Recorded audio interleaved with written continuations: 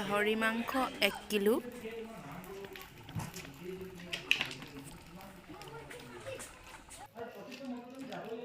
এয়া তিতা কেৰেলাৰ লগত গাহৰি মাংস বনাবলৈ লৈছোঁ মই আজি।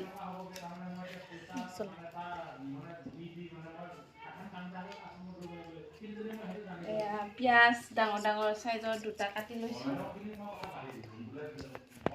আৰু আছে ধনিয়া মছলা লৈছোঁ, জিৰা মছলা লৈছোঁ আৰু পাঁচফোৰণ, আৰু এয়া মই জুইতে বনাইছোঁ আৰু গেছৰ অলপ দামটো বেছি হৈছে আৰু জুইত বনালে সোৱাদটো বেছি হয়।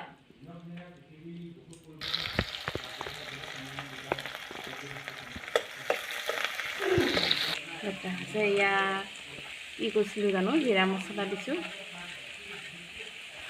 আৰু লগতে পাঁচফোৰণ, কেঁচা জলকীয়া এতিয়া দিব নোৱাৰিম, পিছত নমোৱা সময়ত দিব লাগিব।